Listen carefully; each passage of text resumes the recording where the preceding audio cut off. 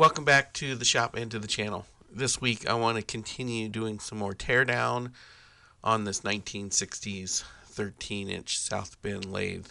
Last week I was able to get all of the major components disassembled into their respective assemblies, and I've got a little bit more work to do on the bed, and then I want to tackle the motor housing. I have the bed upside down on some sawhorses so I can get at the fasteners that hold this short foot on the one end of the bed. This would be opposite of the headstock. This short leg is attached to the underside of the bedways using this shaft, and you can see it kind of rocking back and forth here. And what this allows me to do is to take the twist out of the bed directly using this leveler, I'll call it. I think this is a little bit more of a direct way of removing the twist rather than using, say, adjustable feet underneath the legs. With that set screw removed, now that shaft should come out. Might take a little bit of persuasion, but that shaft goes through two sides of the leveling foot, and then there's a center boss that's attached to another bracket that's attached to the underside of the bed.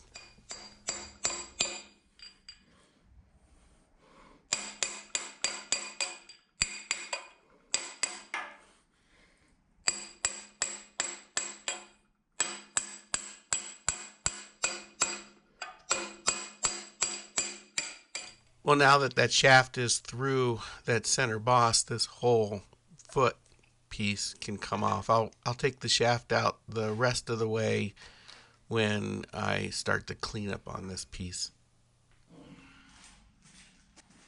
There's 4 screws here that hold that bracket then to the underside of the bed.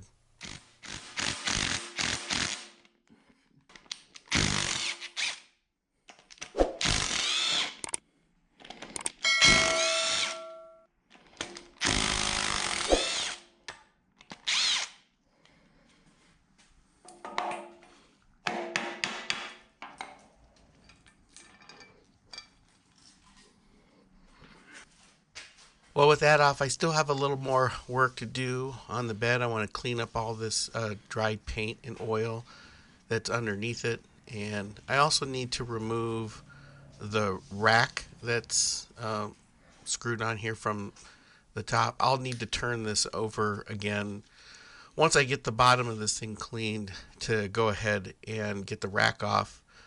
And then we'll start stripping the paint. Later that same evening. Well, I got this flipped back over. I got a lot of the paint stripped off using my newest favoritist tool, the needle scaler. That made actually very light work of taking the paint off of the cast surface.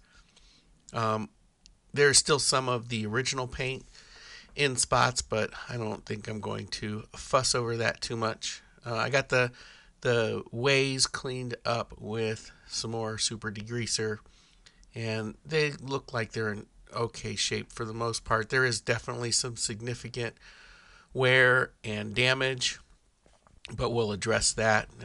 There's a section here that has some pretty, I would say, unfavorable rusting, although it's not necessarily in a spot that will affect the operation of the lathe too much, so I'm not overly concerned about it. And when I get it to the grinders, it might be something that they'll be able to take out.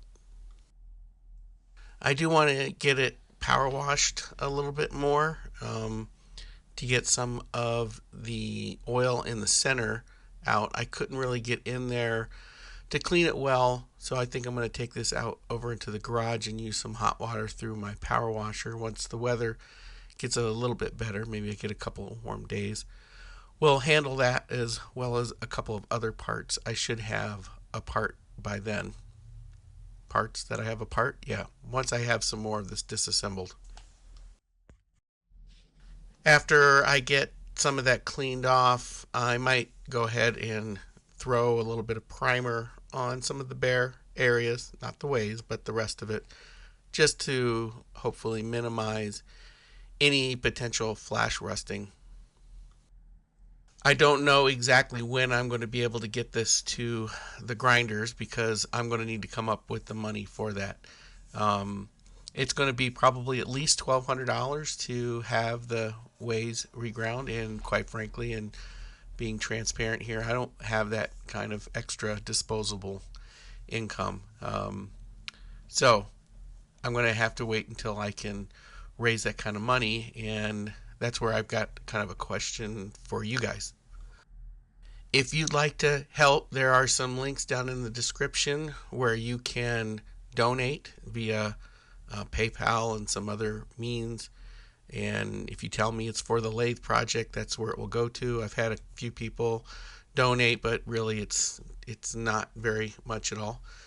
Watching these videos, liking, subscribing, commenting, those all help the YouTube algorithm, and as the channel grows, it generates a little bit more ad revenue.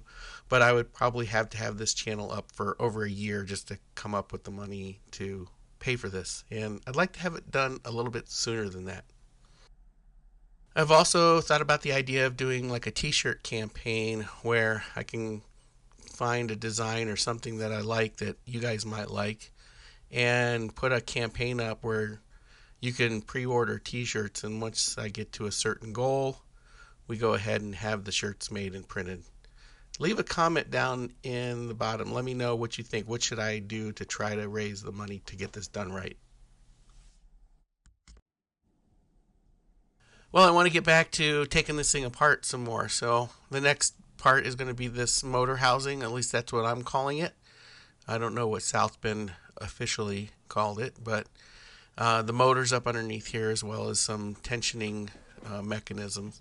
This door is pretty easy to come off. It just got a couple of hinge pins and it lifts right off.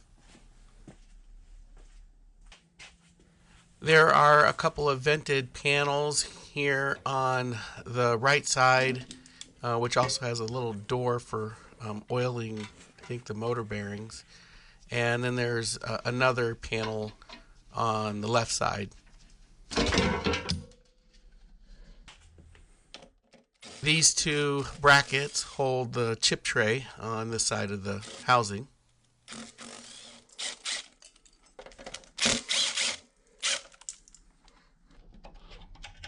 We're not going to need this electrical box on here for a while, so I can take that off. I'm not sure if this would have been original on the lathe, but I may clean this one up and reuse it. I don't know. I haven't fully decided what I'm going to do here. Part of it's going to depend on whether or not I need to replace the motor.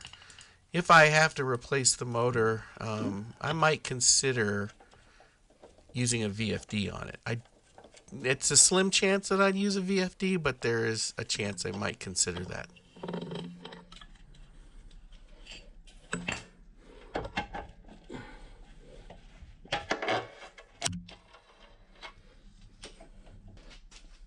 Well, before I can get the motor out of here, I need to deal with this lifting mechanism. And you can see here it's attached to the handle on the front. As I turn the handle, it raises that cone pulley, which is just above the motor. Well, this whole assembly, the cone pulley and the motor, is all attached to this big casting that's inside the housing here called the cradle. And there's a shaft here at the back that goes through each side of the motor housing casting and then through the cradle. And I need to remove that without the motor falling on the ground. Well, to keep the motor from falling on the ground when I start taking some of the stuff apart, I'm going to use the engine hoist here. I've got it wrapped around the cone pulley, and I'm just going to take off enough tension. I don't want to lift everything up into the air here, but I just want to take off enough tension to essentially counteract a little bit of gravity.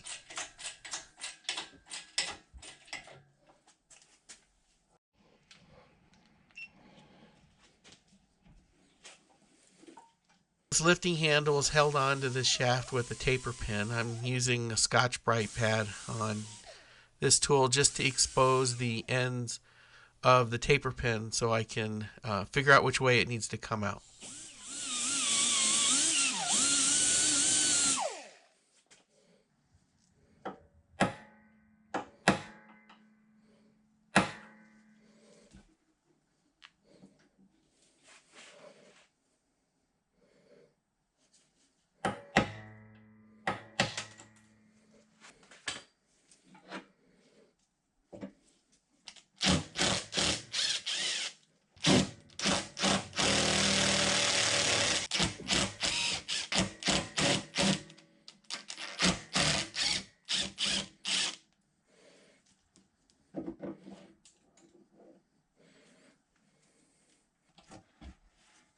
Now on the back side of this mechanism, there's a big heavy spring that applies upward tension. I'm going to have to figure out a better way to put this back together because this has actually been a real hassle to take apart, and there was quite a little bit of head scratching involved.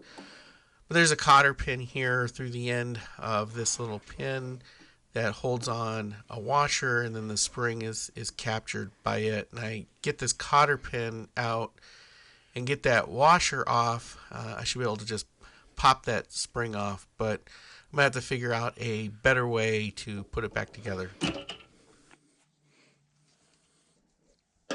Now that shaft that we showed in a different shot here is held captive in the casting with a set screw, and it is fastened from underneath.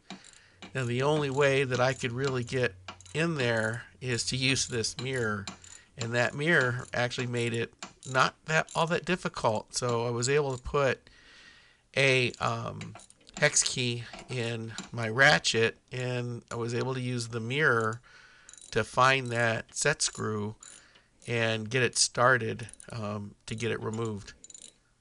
This is going to be real tricky to put back in, but I'll probably use a similar technique.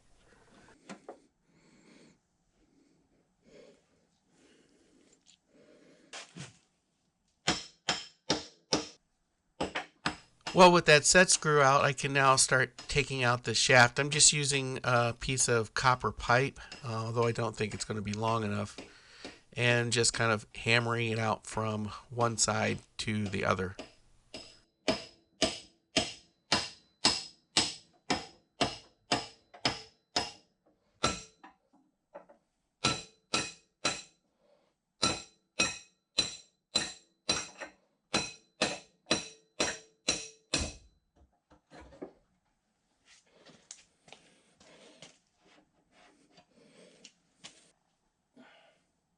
With that shaft out, now I'm going to lift the motor up a little bit so I can put some short 2x4s up underneath it. I want to try to get this motor to sort of balance freely, just kind of floating on the inside of this housing, because the next step is I'm going to lift the whole housing up over the motor.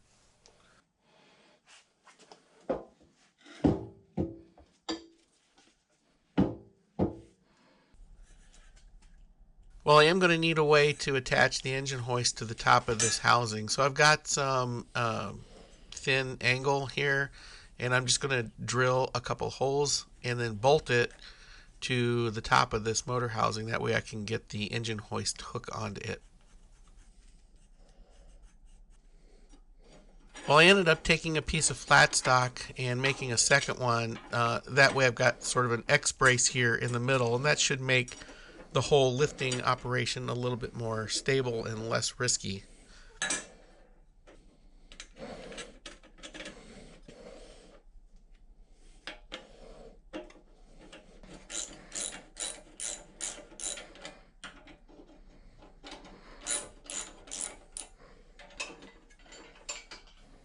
Well, with those little straps installed in the bolt holes, I can put this clevis now around it and then connect it to the hook on the engine hoist.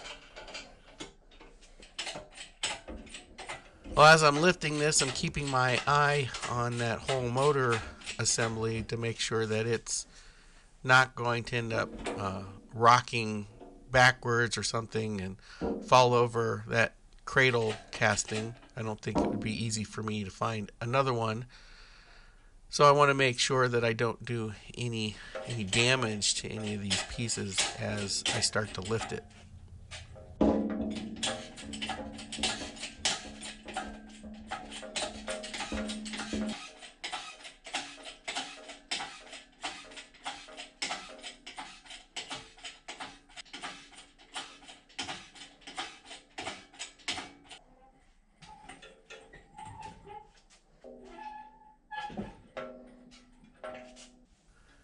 Well, that went fairly smoothly. Now I can just kind of stick it somewhere. I'm going to eventually put this underneath some wheels just to make it a little bit easier for me to move around in the shop. But for now, it can sit right here next to the overhead door. Well, next I want to get the motor and the countershaft and all that stuff taken apart here so we can inspect it at least and clean up anything that needs to be cleaned. I'm going to go ahead and replace the bearings and the countershaft anyway. There's this bolt set up here with some cone washers that's used to tension the drive belts between the motor and the countershaft.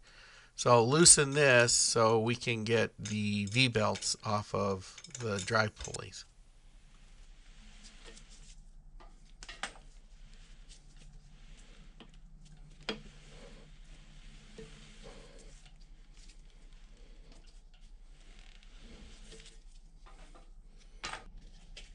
There's another shaft here on the back between the motor mounting plate and the cradle. This allows it to pivot so that you can adjust the tension on the belt. There's supposed to be a set screw in the one end of it, but it has long since vanished.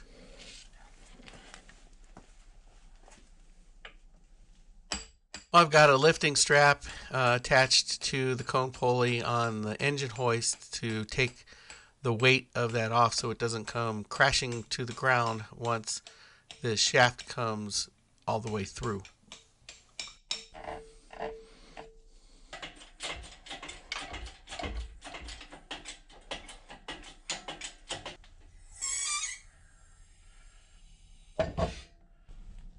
Well, these bearings do have a little bit of rough sound to them. It's not terrible, but since I'm coming this far, I'm going to replace them anyway.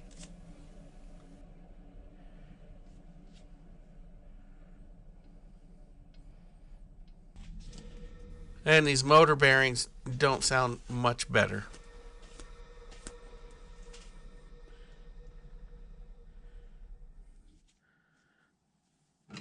Well, I've come this far. I might as well keep going here and disassemble this whole countershaft cradle assembly. We've got the flat belt detensioning lever here. There's a set screw that holds the handle shaft onto this other piece. I don't know what any of these things are called, so I'm just going to make up some names if I can't figure it out. But there's some set screws that hold a number of these shafts in place.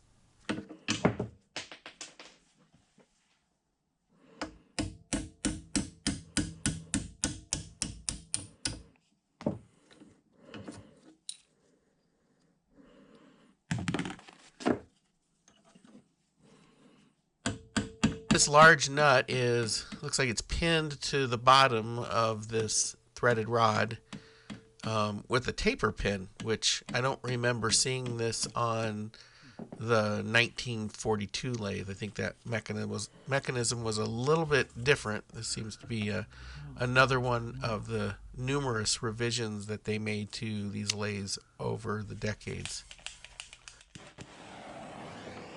Well, I'm not afraid to try a little heat to get some things to separate here. What I want to do really is just to heat up this piece of hex stock on here. I don't want to heat everything up, but if I heat up this hex just a little bit, maybe it'll expand just a little bit and not get too much heat into the taper pin, and that'll help the pin come out.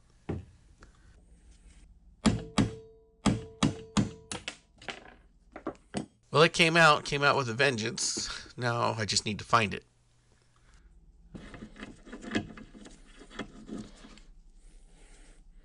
Well, I'm not exactly sure how this piece here comes apart, but I think I'm just going to leave it. I don't think I need to take it apart any further than this. Well, next thing, I'll just go ahead and remove the remainder of the belt tensioning stud here. There's a nut on the top of it that will come off, and then this whole piece threads out through the bottom.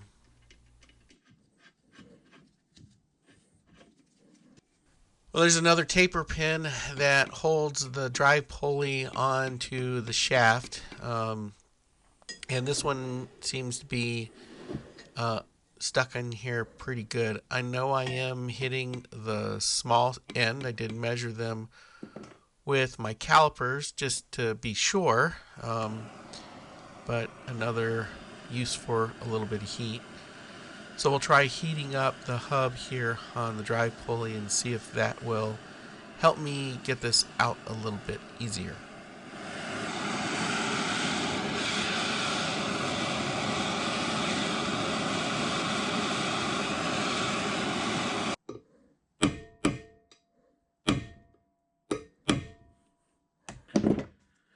Well, I'm not all that comfortable hitting that short punch here so close to the flanges, so I've got these longer brown and sharp ones. That'll give me a little bit, I guess, more comfort in knowing that I won't slip and hit one of the flanges. I'm not having any luck getting this thing to budge. It is not moving 1 micron. Trying to jar it loose by hitting the big end a little bit, but that's not helping either. So what I think I'm going to do is just ignore that for the time being and look at the other end here. Oh, these nuts were loose. That's not a good sign. This is supposed to be a jam nut to hold this on here. We'll take these two nuts off and see if we can't get the drive shaft out through the cone pulley and take everything out as a unit, and then we'll work on it separately. There are two set screws, 90 degrees to each other, that hold the cone pulley onto the drive shaft. You get to them through this second step of the cone, through these two access holes.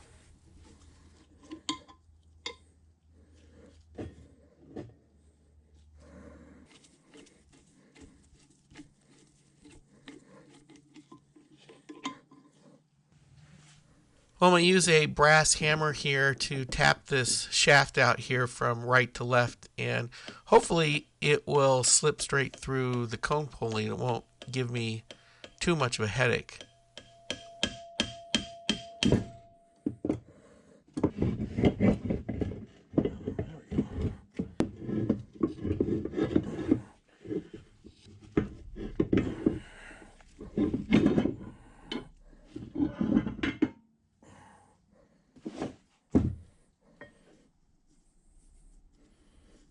Well, I am going to continue to ignore the drive shaft and that drive pulley for the time being. I want to get this cone pulley out of my way so I can take a look at this cradle in a little bit more detail.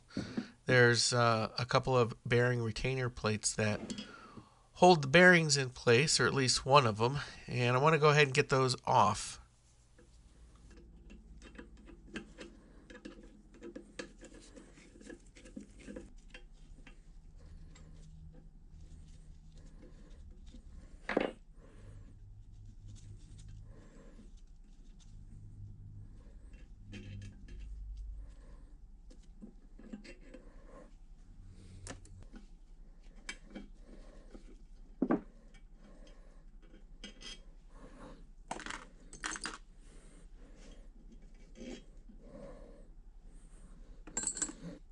Well, the left side bearing came out with the drive shaft, but this one over here is going to need to come out. The bearing retaining plate kept it in its place, but this is easy enough to tap out with a punch.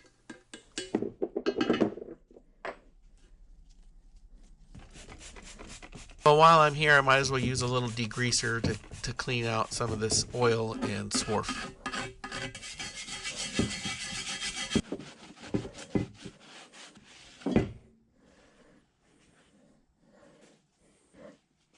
Well, on occasion, when trying to drive out taper pins, you end up mushrooming over the small end, which then makes it impossible to drive through. So I'm using a little mini flat disc here to grind down completely the top of the small end of that taper pin, so it won't be any more of an impedance if it happened to have mushroomed over.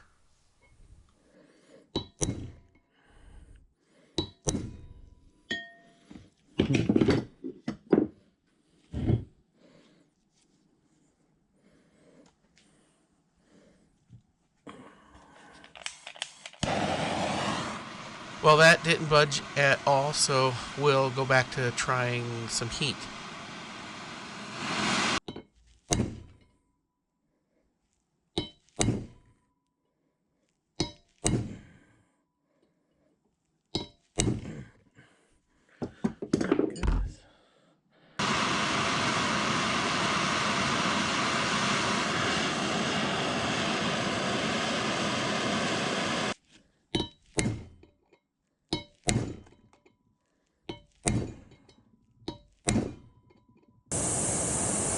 Well, that little bottle of propane wasn't doing it, so let's see if we can't put a little more heat into it with some oxygen and acetylene.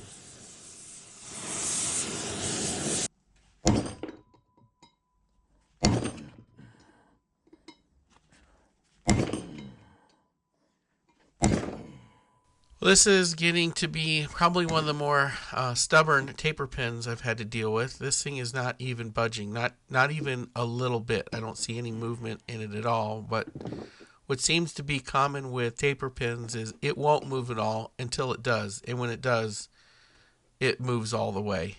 These tapers are extremely strong at holding things together.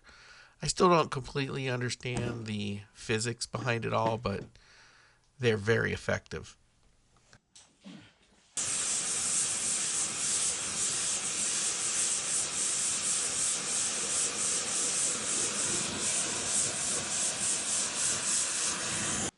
Well, I might as well put in a little bit of penetrating oil on this. Maybe some of this will seep in and loosen it up a little bit. Maybe get some kind of movement out of it.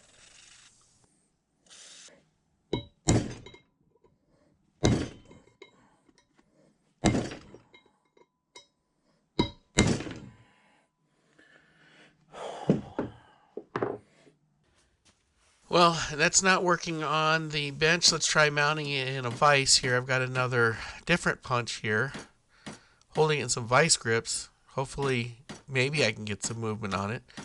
But again, it is just not budging.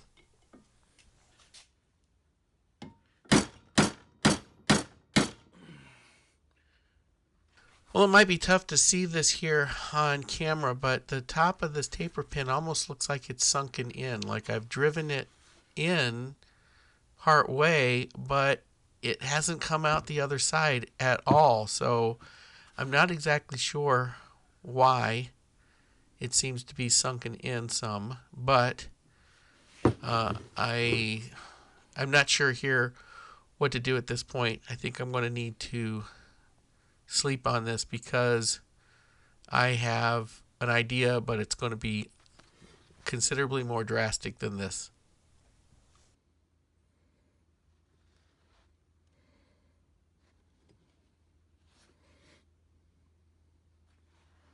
The next day. Well, and here is what those drastic measures are. I've got this set up in the mill. I've got it clamped to an angle block. I've got the taper pin as plumb as I can get it. I have tilted the head at whatever angle this is. It's probably 4 or 5 degrees because I'm going to drill this thing out.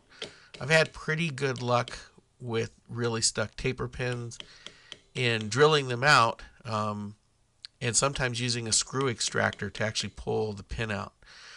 So I need to set a center here at the top of this taper pin at the fat end. I'm starting from the fat end and drilling to the small end, mostly because that's the angle. I can't really go in from the other direction. I can't use a drill chuck because my knee is at the lowest point it can be, and this angle plate is a little bit tall. So I've got a 1/8 inch drill bit, a 9-inch long drill bit in a R8 collet. So hopefully this thing won't walk too much, and I'll get something at least reasonably straight down through this pin and come out the other side.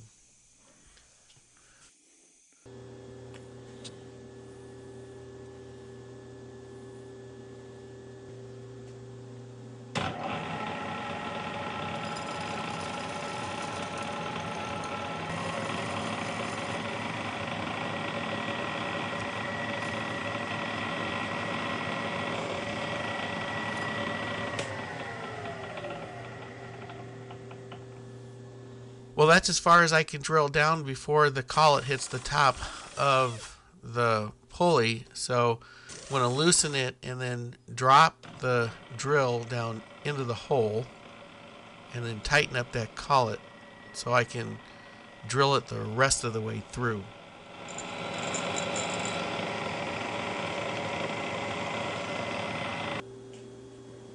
I'm going to go ahead and try using the screw extractor.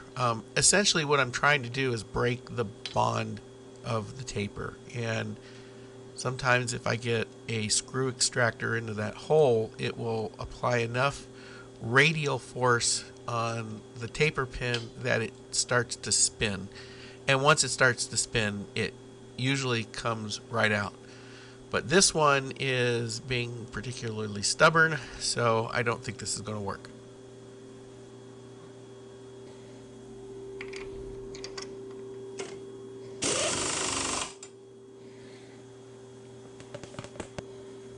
So instead of trying the screw extractor, we'll go ahead and drill this hole a little bit bigger. I've got a 3/16 drill in the mill now, and we'll drill this all the way through.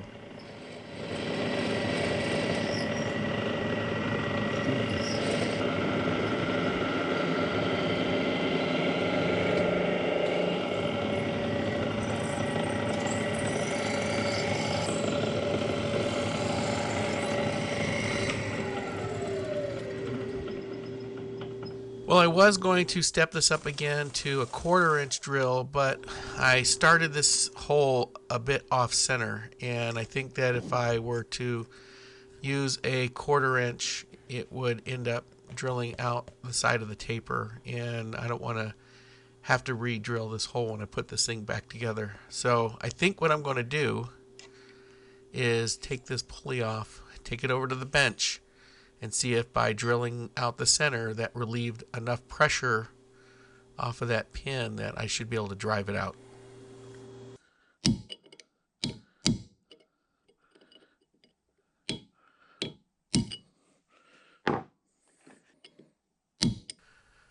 Well, that didn't end up as well as I was hoping. It's still not wanting to budge, so I hope that wasn't wasted effort.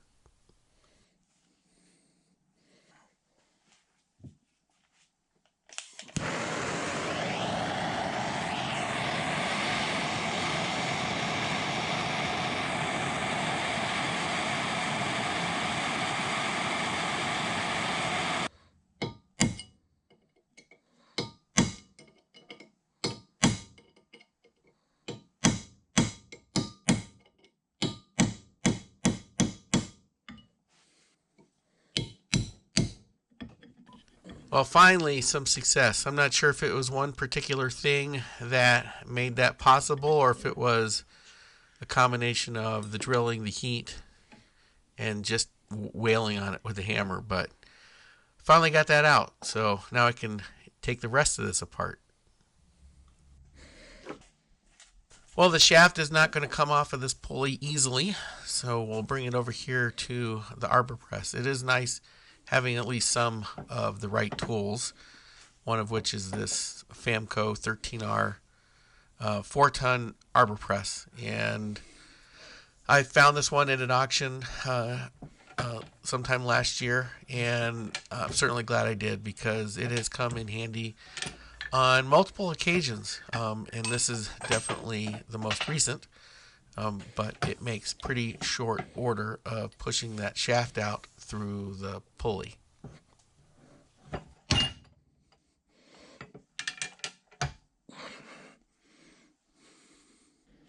I think that's going to be about it for this video. I've got this whole countershaft and motor assembly apart, which is really what my goal was for this week.